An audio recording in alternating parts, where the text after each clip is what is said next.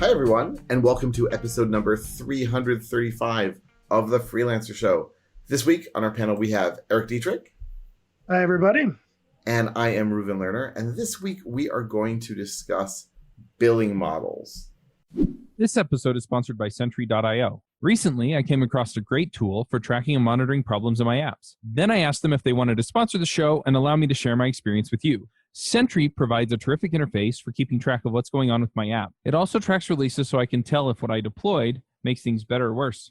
They give full stack traces and as much information as possible about the situation when the error occurred to help you track down the errors. Plus, one thing I love, you can customize the context provided by Sentry. So, if you're looking for specific information about the request, you can provide it. It automatically scrubs passwords and secure information, and you can customize the scrubbing as well. Finally, it has a user feedback system built in that you can use to get information from your users.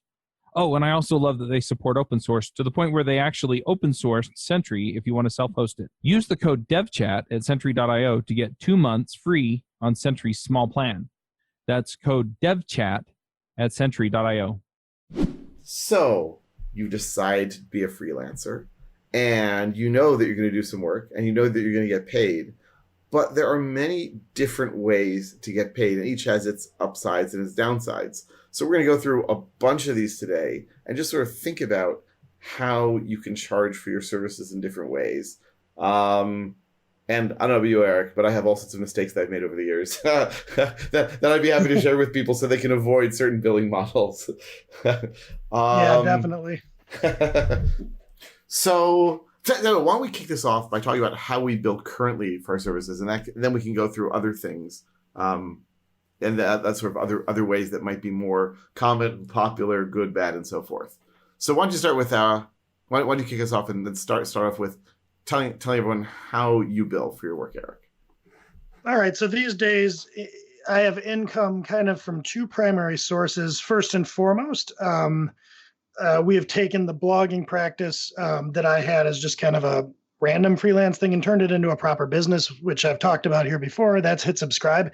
And in terms of how I draw income through Hit Subscribe is an LLC in the United States that files as an S Corp. So I actually get paid a salary through it. As the business owner, I am also an employee technically. So I get a salary, and I also take what are called owner's draws or distributions. That's one primary way of earning money. The way that Hit Subscribe bills its clients is through a series of flat rate offerings, blog posts, white papers. We give clients quotes, and that's just the price. And, they requisition these things and then pay us. I guess to say a little bit more about that, typically we bill upfront for what we're doing. So we'll invoice, and once the client pays the invoice, then we render the services and we get money. And then, I guess that's kind of end to end how I earn money through this business. The other main umbrella is my consultancy, Tech. And that is, I won't bother going into how that's structured, but the way that Tech, which is just me, the way I tend to bill through there anymore is just flat rate. Like I don't really ever do anything by the hour. I have kind of narrowed down what I'm doing to a very stock set of offerings around doing assessments of clients' application portfolios. And I just have a standard operating procedure and a flat service that I offer. So that wasn't always true, but I guess the way I could summarize this most quickly is to say that everything I do has a price, and I charge that price. And usually I bill either entirely upfront, or I'll say something like 50% upfront and 50% on the back end. So everything I do that way is actually really simple these days. So that's me today. How about you? Okay. So I'm mostly now doing training, which is also a flat rate. Although here and there people try to negotiate me to different things, and there are all sorts of other things. But for the most part, it's a flat rate. And I have not gotten up the guts to ask any of my clients to pay me up front. And I also sort of figure they're generally largish companies, so they're not going to stiff me, or at least not stiff me too much. So, I bill this. So basically on the last day of the class, I'll typically send them an invoice for the course, and then I'll get paid typically a month or two later, net plus 30, net plus 60. So in fact, let me just define some of these terms. So when you go and when you start freelancing, you probably think, okay, right? So I'm going to do some work for someone. And after I do the work, they'll send me a check or they'll do a bank transfer or whatever it is, or hand me cash in the dead of the night. I don't recommend that, by the way. So basically,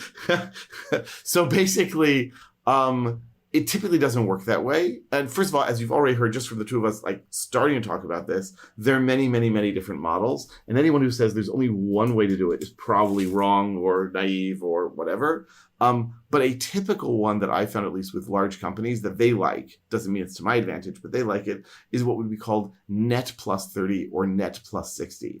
And that means if I do work on, let's see, we're recording this in mid-June. So if I do work on June 15th, so net plus 30 would mean that they go to the end of the month, or I guess the beginning of the next month, so that's the beginning of July, and then another 30 days, so that's the beginning of August, and that's when I'll get paid. So if I do work in June, I get paid August 1st. If it's net plus 60, then if I do work in June, I get paid September 1st. And if you're thinking, oh my God, that's nuts, I won't get paid for a long time, this is one of the advantages of getting paid upfront, that you don't need to chase them down, and you have the money in your pocket. You're not basically lending money to the world's largest corporations or even to all sorts of startups.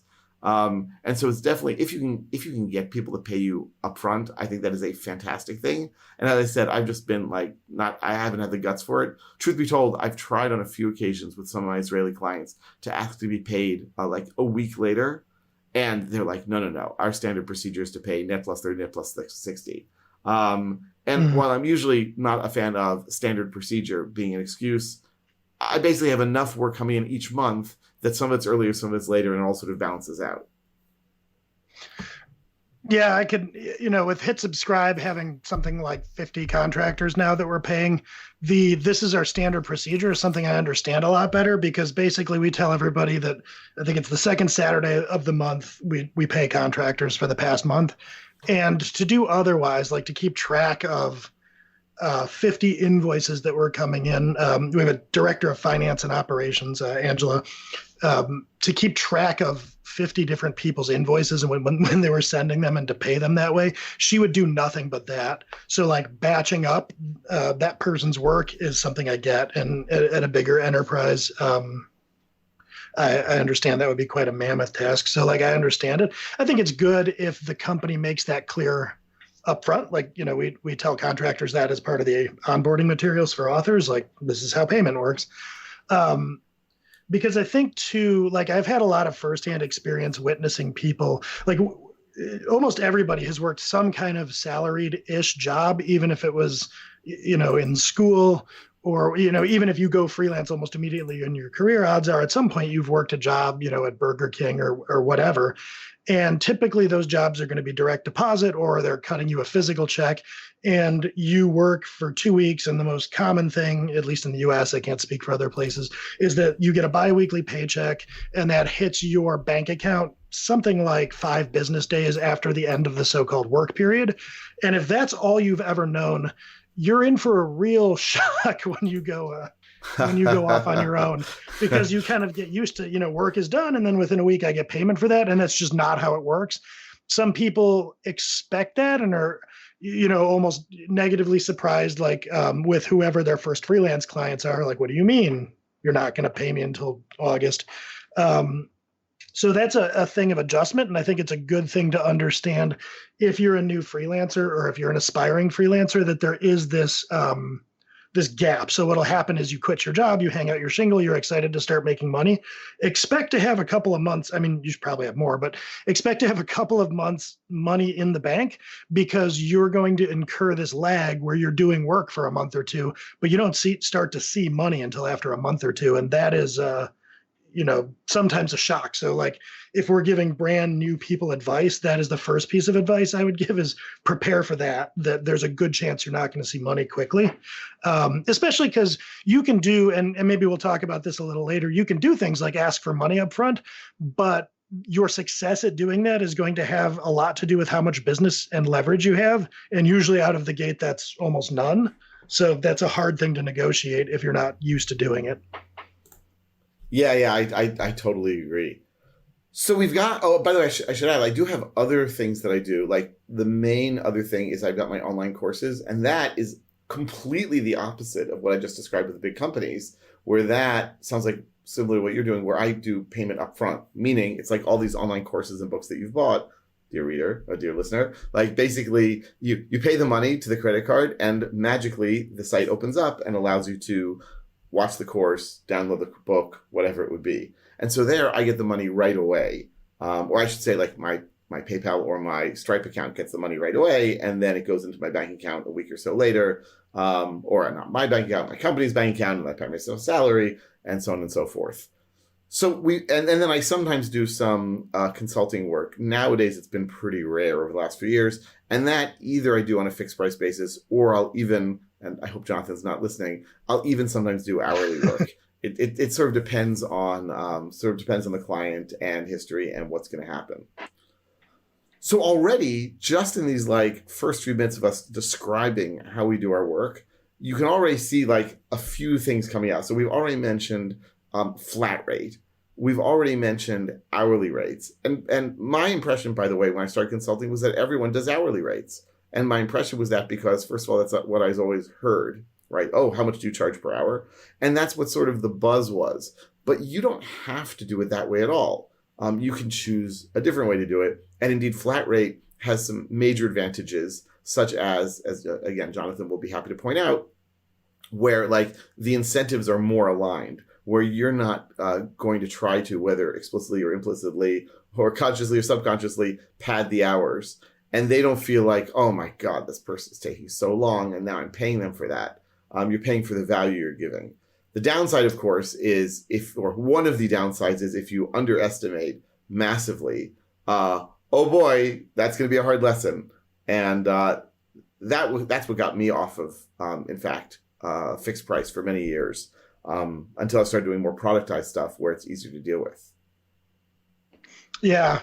I mean, so what I would say to that is, I think there's kind of a few vectors here to talk about. Like, so one of them is, what are your invoicing terms? Do you pre-bill? Do you send an invoice and say due upon receipt? There's net 30, net 60. So that kind of has to do with the timing of how you're sending invoices. And, perhaps we can talk about that in a little more detail later. But what we're talking about here is the core of the billing model, which is how are you reasoning about the cost and pricing of the services, productized services or products that you offer? And so there I think of, point out if I miss one here, but I think of kind of three main modes. There's the hourly billing model, which I think is what by and large people are going to do when they first leave the workforce, because that's how you've been paid throughout your career. You show up for 40 hours a week and you get paid some certain salary for those hours. And so when you go off on your own, it's easiest for you to kind of keep that going. And it's also easiest for companies where you can go off on your own as a freelancer and sort of act as, and I'm not saying this in a pejorative way, but kind of a pseudo employee where you're a staff augmentation, maybe getting placed through an agency to do staff augmentation, software development work, things of that nature. So there's a very natural transition especially in the early stages of freelancing to bill by the hour, because you're not going to figure all this out in one shot. The other two models being what I think of as what Hit Subscribe does, which is I'll just call this flat pricing. And then there's what Jonathan talks a lot, the idea of like value pricing, where you're doing a custom project and you work with the buyer to figure out, how much extra revenue does it stand to generate them, or how much cost is it going to save them? And then you kind of agree to, a fair figure based on that. I differentiate that with what Hit Subscribe does, because our price points are such that, you're going to pay $500+ for a blog post or whatever the case may be. That's a flat price. And we're not necessarily figuring out the value to the customer, because we have a lot of different customers and that wouldn't be expedient at that price point. So based kind of on our cost and what seems to be fair market value, we just say, this is what it costs, take it or leave it. So I see those kind of value, flat, and hourly as the three main models. And the other two, flat pricing and value-based pricing, are sort of tough to figure out right out of the gate. And to your point, Reuven, if you get them wrong, it can really cost you. Like, that's a high risk thing. Hourly billing externalizes your risk. Those other two models don't. So if you are badly wrong about how long something is going to take you and you quote a flat price, you can really get yourself into trouble there. Yeah. I mean, one of the first consulting gigs that I had. So I had a full-time job at Time Warner in New York. And when I came to Israel and started my consulting shop, they said, oh, well, we'll be your first clients. And at some point, I got hooked up with some department inside of Time Warner to help them with web stuff. And somehow I agreed to do it on a project basis, meaning like a flat price basis. And I was young and naive and didn't quite know how to push back or to monitor things. And basically, I just got railroaded into doing an incredible amount of work for that initial flat price. And I remember at some point I realized, oh my God, this is crazy. And I got some combination of angry and upset with them on the phone. I think there was some crying involved, and it was not on their part. And I think that's when they realized, okay, we need to talk about this. And that's when I realized, boy, I really should have talked about this a long time ago. And we reached an agreement, and then we kept working together for a few years. But that was definitely like it reached a breaking point where I said, like, I can't afford to keep doing all this for this flat price. And that really burned me on the idea. By the way, I would agree with you that flat pricing and value pricing are distinct from our perspective, but I'm not sure how distinct they seem from the client's perspective.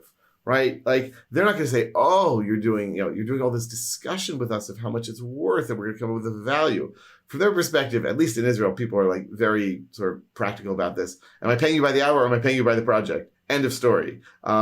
Which might explain why they're not so into value pricing either. So my take on that is, by and large, yes. It's incumbent upon you as the service provider or the productized service provider to make it clear to them that value pricing is happening. And what I mean by this is I can recall having done, back when I used to do custom projects, having done value pricing. And what you wind up with, and I'm trying to, I can't think of a good example that I'm confident I should share. So I've got to kind of talk in generalities. But what you wound up with is something like, hey, enterprise, you have this, let's say, $10 million program that seems to be getting off the rails. I'm going to come in and do an assessment and give you some remediation suggestions and kind of a playbook on how to recover this $10 million program so it's not a wash or it's not a complete total. So it seems to me like in order to recover your $10 million program, that would be worth $100,000 to you. And that's kind of a simplistic example, but what I found is that the times I am doing value-based quoting like that, it's kind of clear where they're saying, yeah, fair enough, where you can kind of drill through to how much money is on the line. And then if you're asking for, a single-digit % cut of that, it's kind of hard for them to push back and argue. So what I could do, like in this hypothetical example, say I'm saving this $10 million program with my services and I ask for $100,000. If I just went to them and said, I didn't externalize any of that discussion. I just said, all right, I'll do this for $100,000. I could see them coming back and saying, well, how do you get to that price? How many hours are you going to spend? And so on and so forth.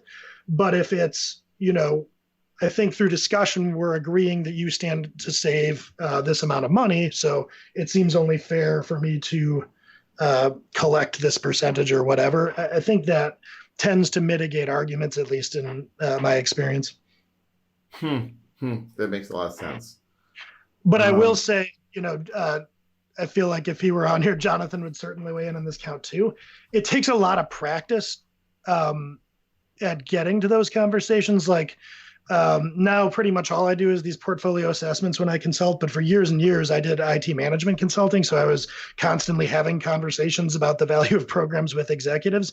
That's not something you just immediately pick up. It takes practice and some skill, and it's uncomfortable and weird at first, because if you're coming from a world where you're just given assignments and you complete them, you're not used to, and people aren't used to you doing this, where you're turning around and saying like, well, actually, let's talk about the dollars being spent at the executive level. So I mentioned this for those of you out there to understand this isn't something you should just be expected to know how to do coming right out of a salary job or, whatever you've been doing.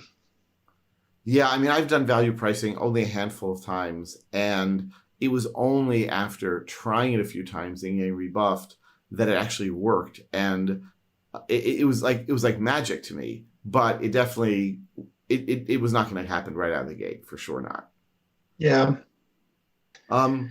So what about retainers? Those are sort of like this hybrid of flat pricing and hourly pricing. I mean, and there are different definitions for retainers, right? So I've Yeah, I was done. going to say we should talk through that because different people toss that around to mean different things. So like I've done retainer where, like for example, I had this client for a number of years, and I was working for him hourly. And at a certain point, we said, you know what? I'm working about 20 hours a week for him. So let's just call it, like, let's just have him pay me per month what would be the equivalent of 20 hours per week. So I guess it's what, like 80 hours a month. And if it goes up a little, and if it goes down a little, who cares? Like I'll eat each of us will eat the time or money as appropriate. I realize that's not everyone's definition of retainer, but that definitely, I'd say that's a not unusual circumstance. A different kind of retainer is it's like an insurance policy, right? So they're paying a premium. They're paying, I don't know, $1,000 a month to you every month on the first of the month, so that if they run into some problem, they can call you. And they might call you 0 hours, and they might call you 100 hours. And as with insurance, you're going to assume that most of the time you don't need to answer that call, or the call won't exist. But if it does, boy, oh boy, you'd better answer quickly. So those are the two kinds I can think of. Are there others, and have you done any of these? I have done, the first one, I haven't historically thought of that as a retainer, where it's sort of like, well, it seems like most months I do somewhere between 15 and 25 hours. So let's call it 20-ish hours a month for, this flat fee. I more think of that as like that you're going from hourly billing to like weekly or monthly billing. But this isn't to say it's right or wrong. I've just never historically thought of that arrangement as a retainer. I never thought of that. That was weekly billing. Huh. Okay. Thank you very much. And so the second model you were describing, I may have done something like that at times where like you can use, actually, yes, I have done something like this where it's kind of like you're going to pay me a flat rate every month, and I'll just be available for however much you need me. Like so I've done this with management and strategy consulting, where I think for the duration of a project, I had a client that would pay me, I don't know, $2,000 a month. And I'd say, any of the following people in your organization can give me a call anytime they want. So if you don't call me at all for a month, it's $2,000. If you're on the phone with me for 20 hours a week that month, $2,000. Now, the reason you restrict the people that can call you is because usually your buyers for this might be executives or managers. And these are the sort of people that don't have time to be on the phone with you for 20 hours a week. And so it's not that you're trying to kind of wring more money out of them. It's a natural safeguard against spending way more time than you bargained for. And it also kind of dovetails nicely in that, like, if these people are making time to call you, it's pretty important. So I've had an arrangement like that. I'm trying to think. The other, I think of the retainer in sort of the most classical sense, maybe, as being an amount of money. Like, I think high-end lawyers bill this way. It's an amount of money that you pay simply to be able to have access to the services of a professional who may be booked out for months on end. So it's kind of compensation for the opportunity cost of keeping your calendar a little bit open. So in this arrangement, if you were a really, really sought after professional for, some sort of opinion, like Troy Hunt, who's like really famous in the security space, might be able to bill this way, where he'd say to some clients like, look, I am booked out for like 6 months, but if you pay me $1,000 a month, if you give me a call, I will then engage with you and start the clock, on hourly or however I bill. So that's another model that I've heard of. Are you familiar with that, or have you seen that or done that? I've never done that. I think I might have heard of it here and there, but I think your point about making sure to restrict who can call you is such a good one, because I think I've never really done that sort of retainer before. I think I've talked to people about it on occasion, but it's never actually come to fruition. And my panic has always been, well, wait a second, I'm basically giving myself up as like a toll-free number, unlimited access per month to anyone at this company. And so so restricting it, and restricting to people whose time is worth a ton, I like the way you said that. It means if they're calling you, it is important. And you'll typically have to give like some sort of, I will respond to you within X hours, or, well, it better be hours. If it's days or weeks, then they're probably not going to be paying you that much. That is a good point. Like this is an arrangement I've done before. And I also, did write into the contract or proposal or whatever, that number one, here are the people that can call me as much as they want. And number two, I can't guarantee you I'll respond that day, or, but I defined some kind of SLA and said, like, if I'm not available, I'll make time for you within one business day or something. This episode is sponsored by Paymo. You can check them out at paymoapp.com, and they are a terrific tool for tracking projects, keeping track of time, and sending out invoices. So if you're looking for a solution that's sort of an all-in-one solution that allows you to do all of those things, to keep track of time, manage tasks, get paid as a freelancer, then check it out. If you're part of a larger team, they also have a team solution that allows you to manage projects across everybody, track all the time across everybody, and then send out the invoices same way. It runs on Windows and Mac, and it works really, really great. You can get the task management view that's kind of like a Trello board. The time tracking is terrific, and you can look at timesheet view. You can also just keep track of the time and see where everything went to. There is a terrific timesheet report, and you can also work on scheduling with your team and everything else. And then, like I said, you just send out invoices. Plus, they've got a terrific API so that if you need to integrate with other things like the Adobe Creative Suite or G Suite, which is email and things like that, you can do that too. And it also uses Zapier. So if you need to automate things through there, it's terrific. Just go check them out at paymoapp.com. I'll say this, and maybe I'll throw a pick to this one at the end. A great resource to read about that style of engagement is the book $1 Million Consulting by Alan Weiss. I think there's one or more chapters that talk about retainer type consulting. And there's a lot in there about like billing models. And the book is called $1 Million Consulting because it's intended to speak to getting yourself as a solo consultant to billing 7 figures a year. And it's pretty fascinating. I read that book a good number of years ago, and I basically remember saying to myself, that guy's ridiculous. Like, okay, he's talking about fancy corporate consultants, not me. And I probably should reread it. I'm positive I have it on my shelf here, just because I think that now that I've sort of been through it for a number of years, I can look at his advice with more perspective and say, oh, well, X and Y and Z are totally realistic and good strategies I should try. But A and B and C, forget it. Like, it's just not appropriate for me, even if it's appropriate for someone else. All right, I definitely have to relook at that book. And I'll say to anyone listening out there, if you're really early on in your journey, like you just left a 9-to-5 job and you've hung out your shingle and you're getting business through Upwork or something, a lot of what he says in that book will seem pretty far-fetched. But I can speak to this, especially having been management and strategy consulting. It is a playbook that is achievable. Like you can earn incredibly high bill rates as you go and do some of the things that he's talking about. It's not an easy path. There aren't a lot of people that do that, but it is doable. And there's a lot of good things to consider in there, even if you fully realize that you're not going to be at this point within 6 months giving advice to CIOs and flying around the country and the things he's talking about. So let's say someone comes. So how about this? How do you choose a billing model? And my point is, do you vary it according to your clients? Do you vary according to the kind of work you do? Do you just sort of experiment? Like if someone comes to you with project X, like how do you decide which of these billing models to apply? And I realize that nowadays you seem to have like one billing model or more or less one, as do I. But back in the day, how would you decide what to do? What happened to me, to be honest, over the course of freelancing is I left the workforce and the only thing I could really conceive of was hourly billing.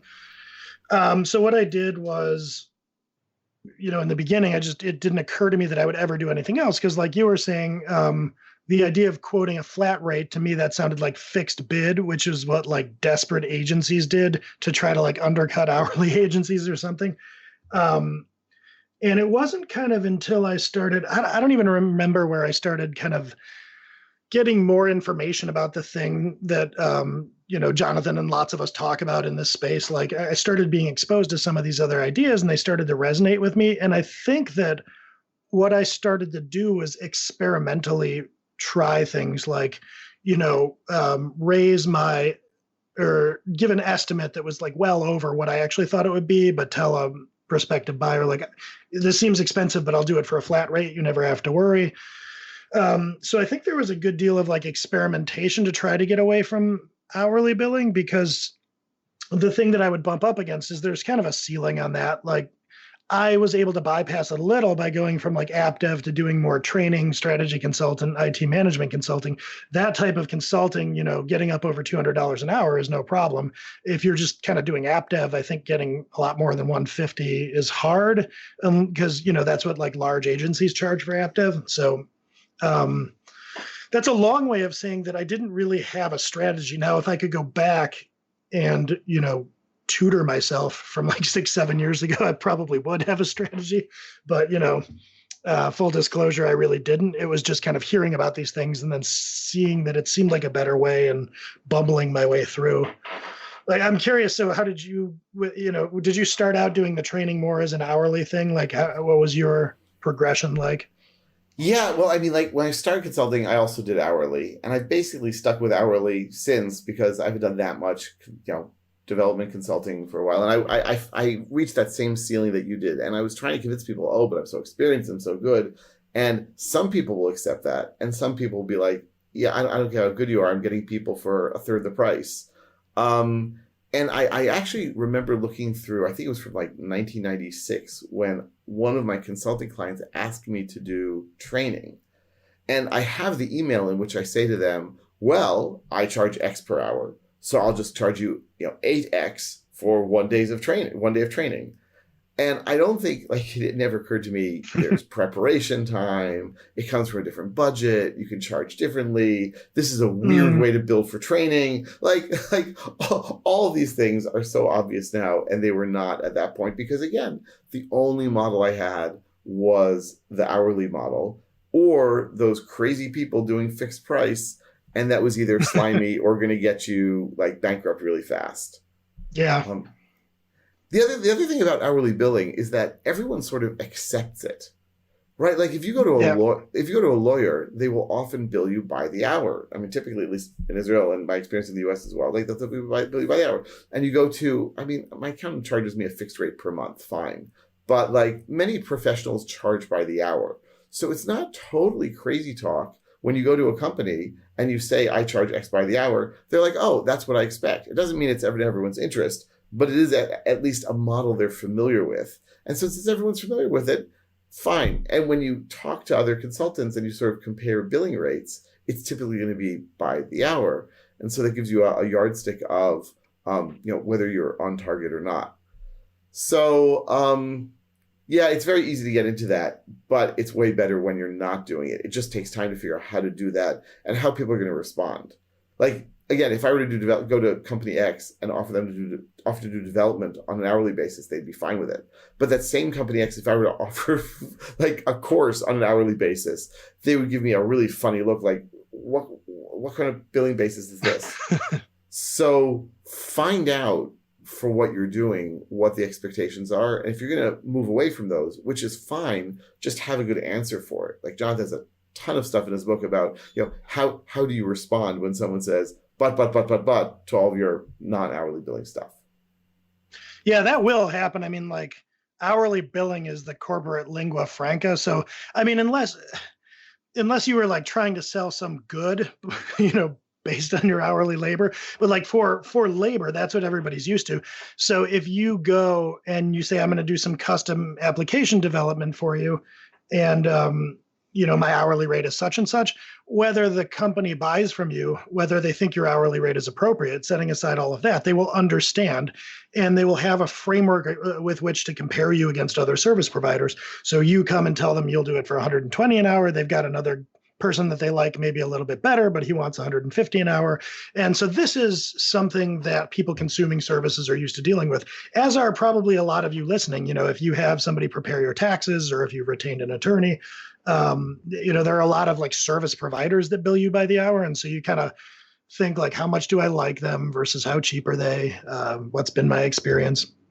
But if you get away from that style of billing, it can be a real differentiator too. Because like, for instance, especially running this business, like we've got people doing our taxes and these different service providers. And I hate consuming things by the hour because I go to the tax guys and I say, all right, how much are the business's taxes going to cost this year? And they say, well, I don't know, probably this amount, but like if I have to work more, like, these are not things I care about and they're opaque to me. So what I'm really hearing is, I don't know. I'll let you know when I send you a check. And when you're on the consuming end of that, that's not a fun thing to hear. And that's where things get contentious when it comes to perceived scope creep or did you really need to do this or that? So if you can give somebody consuming your services a fixed rate, the big differentiator, the big advantage right out of the gate is that they're going to say, oh, okay, well, at least, I have certainty here. I know what this is going to cost and I can plan. And so I guess if I think of like how you might evolve your billing model over the course of time, if you start, to specialize in something, in Reuven's case, training, in my case, code-based assessments, you start to really understand it. You understand your costs. It's predictable in terms of how you deliver it. And so it's kind of easy to transition into a lower risk activity where you go to the client and you say confidently, here's what I charge for this. And, I'm not going to throw open my books to you, but I have the following costs and I have to charge this in order to earn a margin. And they kind of stop arguing with you. So like, even if they don't want to consume the service, unlike with hourly billing, they're not going to come back and say like, oh, that's crazy. How can you blah, blah, blah. You say, look, I have a process and I follow it and I have this cost and I want to earn this margin. So that's that. So I think really, if you want to evolve to these other models, you have to kind of start developing some expertise, some repeatability, your kind of patented, and I use that word in quotes, way of doing things. Because if you're just doing like custom application development in a different domain every time, I think it's borderline impossible to do anything much but hourly billing. I mean, maybe if they were expensive enough, you could value price it, but you couldn't develop like a fixed price that you just charged over and over again and got more efficient at delivering because you're never doing the same thing over and over again. Right. And that's the whole thing with project consulting, where because you're doing the same thing again and again, you get better at it or more efficient at it. Like, I don't think I teach faster. I speak quickly enough, right? But I do think that because I teach the same courses again and again, that they're more effective and they're better. And if you have someone who, configures routers or does AWS optimization, right? That person is definitely going to get both better and probably faster what they do over time. And so you don't care, like you're just going to pay them for that product, for the result, not for the time they're putting into it. Mm-hmm. One thing I hear when I give people this bit of advice, like here's how to kind of make your business more predictable. You can deliver things for the same cost or for the same price and get more and more efficient so that your, business improves. I think a thing that a lot of people who are used to doing, in the software world, like custom app dev, but like if you do a lot of different projects, this would apply to designers and other professionals too. I hear people say, I think that would get so boring to do the same thing over and over again, which is totally understandable. But like, I almost have to laugh when I hear it because you're delivering the same result over and over again. You're not always doing the same things over and over again. You're getting more efficient. You're achieving mastery. You're bringing in new technologies and capabilities to make you more efficient. So like, I think people confuse the same deliverable in a predictable way with like always doing the exact same activities. And so I want to say that like, if you start to niche and specialize and deliver something with a flat cost, that doesn't mean you're making your life boring. I'll go even further. Like, I do the same thing many times, right? Like my intro Python course is roughly the same. And I give it, a good 20 times a year, 20 is exaggeration. Let's say 10, 15 times a year. But okay, it's like, actors put on the same plays many times in a row. You try to improve it here, you try to improve it there. Like I see it as a game, like how can I make it more effective each time? And that's also why I offer many different courses. If I offered only one, oh my God, I'd probably go stir crazy because it would be too repetitive. So you find ways, but like, and by the way, I was one of these people who said, if you only do one thing, you're going to get really bored. I'm not bored. Not at all. not a problem, at least not for me.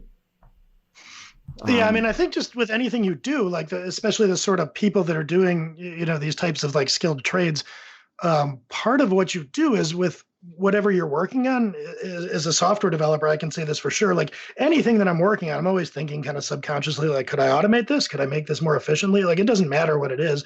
Even if it's something you've worked with a lot, that game is still going to be running in your head. You're still going to be finding keyboard shortcuts and, whatever it is that makes it faster and better.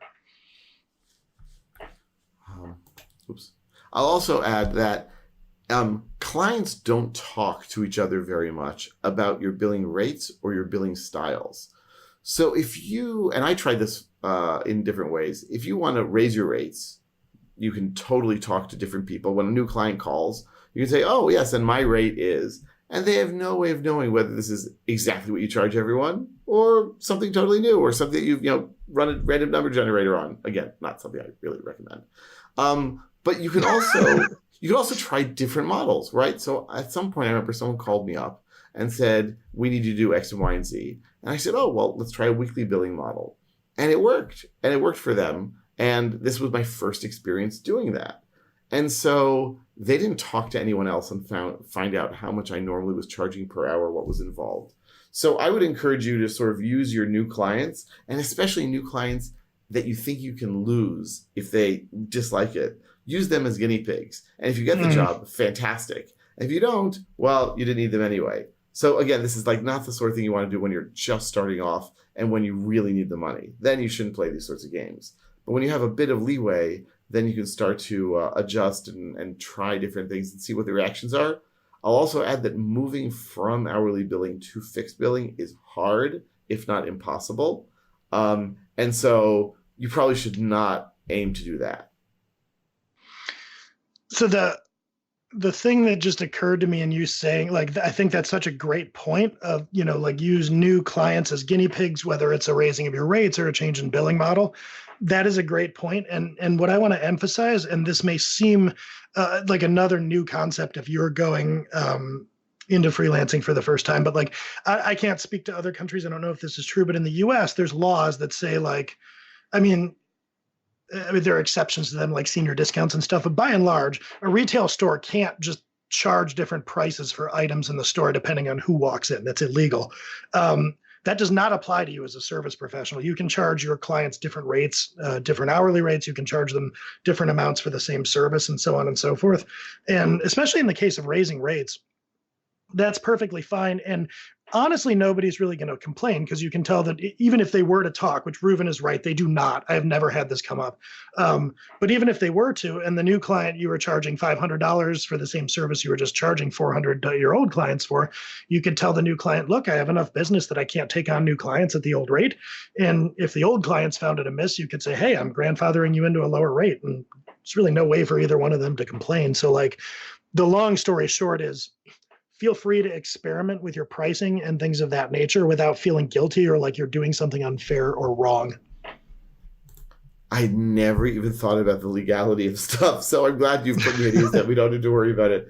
And I wonder, I mean, I guess I know Amazon, for example, gives different prices to different people. They do all sorts of playing games with it. But I guess because they're doing it based on an algorithm, and algorithms can never be racist, right? So, So I guess they're allowed to get away with it because they're just sort of experimenting.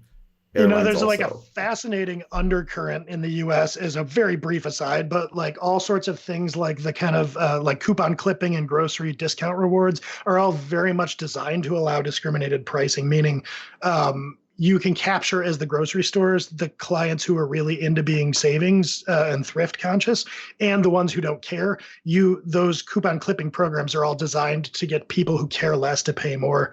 I find that all kind of fascinating. So it's funny you mentioned this. So I was just in the US last month, and I saw my parents, and they're like, oh, and there's this amazing app that every time you go to the store, you use it for coupons, it gives you discounts. And I was like, okay. And they said, we've been using it for 3 years and we've saved, it must be at least $300 by now. And I said, you basically like give it all your personal data for the last few years for $300. They're like, yeah, but we saved $300. And I'm thinking, okay, this is how these companies work. I get it. And I mean, I think it's just that people are very blasé. I mean, I don't think my parents are dumb people at all. I just think that people don't sense the value of their data. And by the way, I say this as like someone who, of course, is using Google and Facebook and Amazon and so forth. So like, I might be laughing at everyone else's habits. I'm just doing it on different sites. All right. Any final thoughts or words about this before we head into picks? Yeah, I think, I guess if I were going to throw any advice out there, it would be, if you're first on your own, I guess I'll say two things. Number one, you're probably going to default to something like hourly billing. So you might, as you go on, I would certainly recommend have kind of a plan for how you might improve your billing, make it more predictable.